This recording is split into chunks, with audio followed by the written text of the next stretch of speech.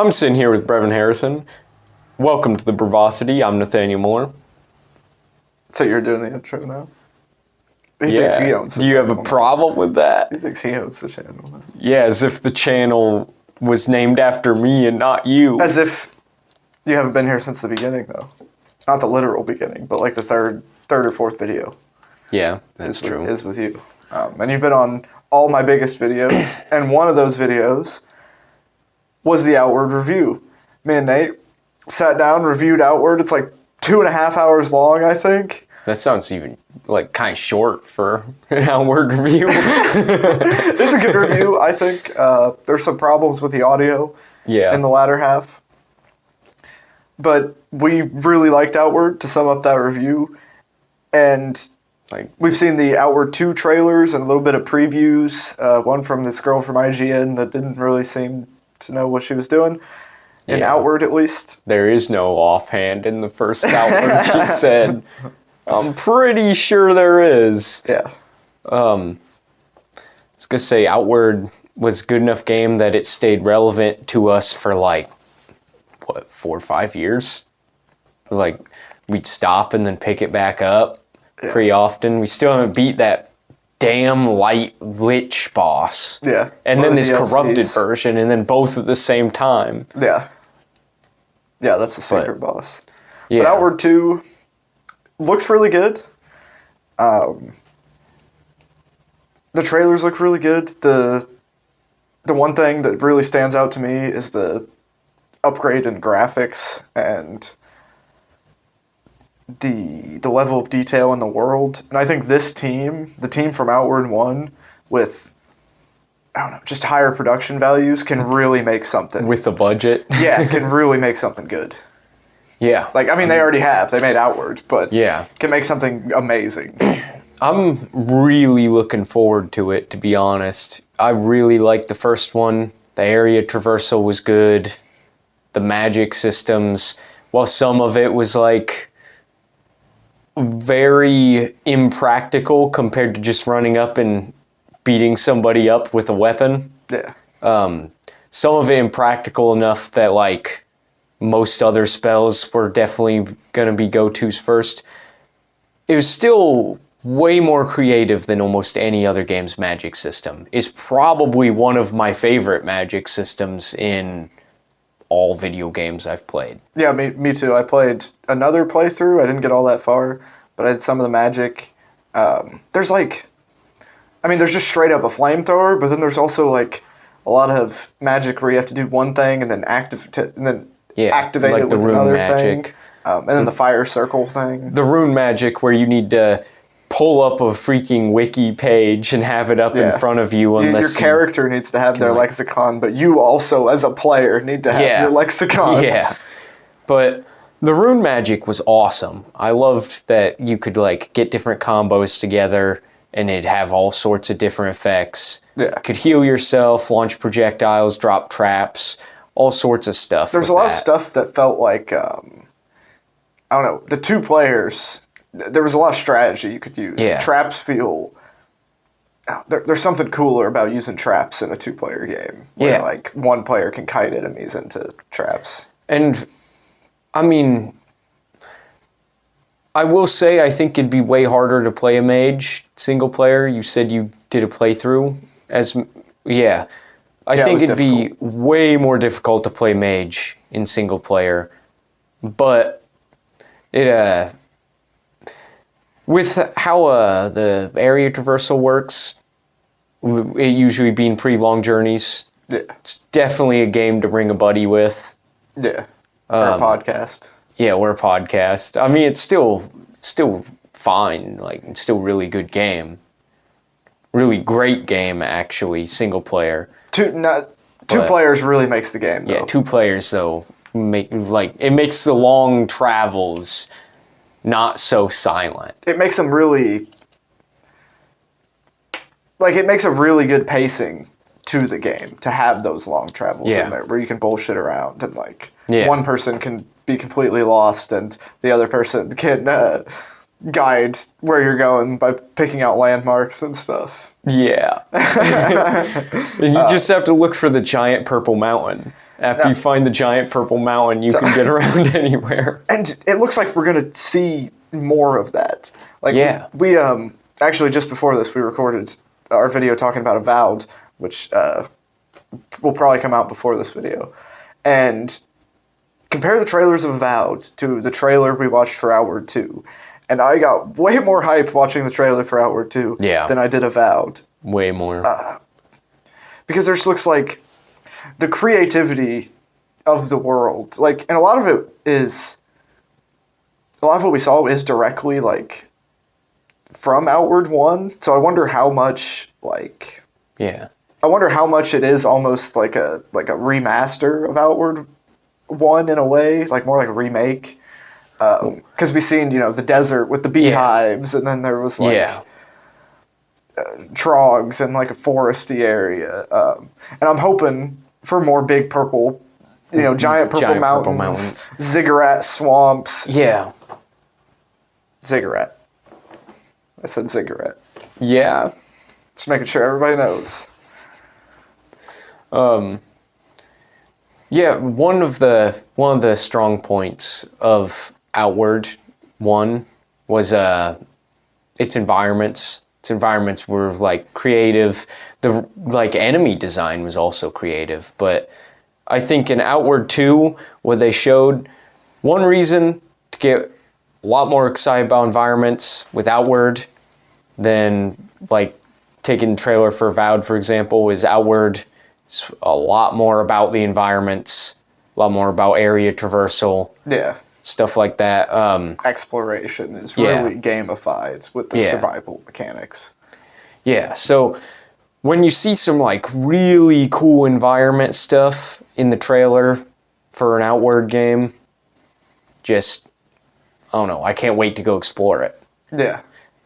They had big cities. One thing about Outward 1 is the cities like weren't really all that big. They were cool, though. Yeah, they're cool, but it's usually like one really big set piece in the city, and then a bunch of really small stuff around it. I feel like the city they showed might be Monsoon as well from the first game. It looked very similar, or at least of followers of Elat style architecture, maybe. But for the most part, though, I mean, like the cities did still feel good. It's I would like to see larger cities though, if they have the ability, if like it doesn't take away from anything by making it larger. And then there was some stuff that had some like new architecture to some places, so I kind of wonder what's up with that. Yeah. Kind of hopeful for it. And like they might not need to make the cities all that big because they serve more as a hub for in between your adventures rather than like a I don't know, like a Fallout or Elder Scrolls city where it's more like a quest hub, like a dense quest hub. I will say though, in like at least in the playthrough that we did, there was a lot of hey, wait 3 days and come back to this city. Yeah, that's type true. Thing. Oh no, I will say, even though it makes sure not to bog you down too much, I think if they did have more quests that gave you more reasons to like go to different places that you wouldn't have otherwise even ever thought to even walk to, I think that would work really well. Kind of hopeful for that. Since they'll have a bigger budget, having more quests is kind of just how much content type of thing can you have. Yeah. With a larger budget, they could probably have more, and I trust, even though the story was sometimes a little shaky every once in a while in the first game, I do trust that they'll come up with something creative and fun. Yeah, I hope the story is more centered on adventure than... The other one was centered around like a faction conflict, and at least in the faction we chose, it never really felt great. Yeah, you don't really like... At least there's a lot of missions where it's hard to see how you're actually involved in what's going on. Yeah. And also, when you are involved in these missions, it's like, it feels like you do something that should otherwise be like really small, and then they tell you that there's this huge effect and you never see it. Yeah, that's basically what happens. Yeah. So there's some bigger things, but then the war like doesn't even end up happening on that side.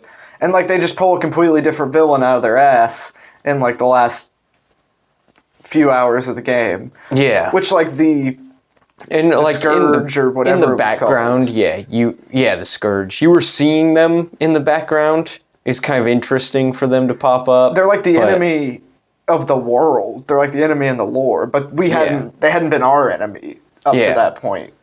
We just every once in a while ran into them when like messing around, going to cool places. Yeah, and I'm looking forward to that. Well, I hope they can change the story up, and I don't know if there necessarily needs to be different factions with like different quest lines, and then you need to like once you pick that one quest line, you're locked in. That's fine, but I think if they played Outward strengths, it would be more focused on going somewhere. Yeah. Like, there was big, like the two big dungeons in the swamp. One of them we didn't even actually go into, the big ziggurat. Yeah. And then there's the big temple thing. We did go into a smaller ziggurat too. Yeah. Yeah. But the big temple with the lightning guy at the top felt more like a Outward climax than the end of the game did. Yeah. Like, it was a decent fight. It just felt like... It was an insane fight. It felt weird. Awesome, but it was difficult. It felt weird for the climax of Outward to be going to a town and then enemies coming to you. It felt like the climax of Outward should be like an entire area that's super difficult that you have to traverse. It should be a traversal challenge, because it should be the highest challenge of all the skills that you've built up to that point, you know what I'm saying? Yeah. And to a certain degree with Outward, it kind of takes a... even though a lot of people don't necessarily like this, because, I mean, a lot of games are built to be fast-paced, Outward kind of takes a huge priority on your setup before you get into the fight. Make sure you're not starving when you enter the fight. Make sure you don't have too much weight on you. Even drop your backpack if you have to. Try to top you off as much as possible. Get the buffs. And then set up traps. You're topping each other off and then Outward. Hey, I mean, you got kind of co-op. You got to make sure those long journeys have, some going on. Yeah, yeah. Get some Brokeback Mountain journeys going on there. Purple Brokeback Mountain. Yeah. You should have a subtitle to this video. Purple Brokeback Mountain. Okay. Outward 2. But I'll change our old review. Well, so like a lot of it ends up being, what did you do on the way to the place that you're going to have the big fight at? Yeah. And even what did you do right before the fight to prepare? And even the journey back from the fight. Like, you gotta difficult. Prepare for that. That's the hardest part, is after you've been beaten and battered, you're heading back home. You're like some small, fast enemy could just run up and one-tap you because your health's so low, you have no more consumables. And then you have to go wherever. There's the interesting death mechanic, too, where after you die, you end up going somewhere random. I'm excited. I hope they can keep that. Sometimes it would put you in places where, like, you would have never otherwise even explored. Yeah. And then you're like, where am I? What's going on here? And then you find some cool artifact. I hope they keep that and we see more of that stuff. I hope we find Geb again. Geb, yeah. I hope we wake up with his drink and his notes. I wonder if we'll see voice acting. I hope it's voice acted. That would be good. At least more than the first one. Like, it's not totally necessary. Like, if they could tell a better story and use that money for better things, I would rather have it than have voice acting. I hope we start off the game again in massive debt and have to try, hurry up and make money for it.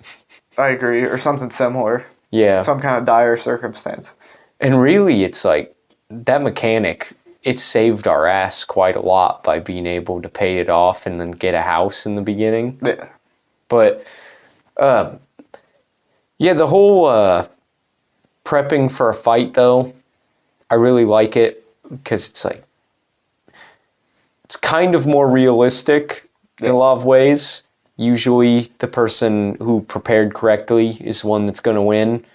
And what's great about it is even though you do a whole lot of prep, if you just mess up the execution a little bit, it just ruins all of it. Yeah. And like, oh no, it's amazing. It sounds probably pretty terrible coming out of my mouth how I'm describing it, but if you played the game, you know it makes succeeding it's amazing. All the sweeter. It's kind of like, in a lot of ways, it reminds me of Soulslike games. Yeah. With just like, you finally win against something. It's like, oh yes. Except with Outward, it's like, you win against something that's not even a boss, and you're like, yes, thank you. Like, now I have to think about how I'm going to get home. Yeah, it's like, oh, I was going to go fight this boss, but now my health is halved and I have no more consumables. I better start getting back home. And I think they really got the balance down with a lot of that stuff. I hope they don't ease off it too much. I hope they keep it decently punishing. Like, I don't know. I kind of wonder if we would have ever beat that boss, to be honest. I think so. I remember one thing is we didn't learn until very late that T took down your like burnt max health and stamina. Oh yeah. If you remember that. I wish there was a way to deal with burnt magic, but like I think without being T drunk. For that too. Okay.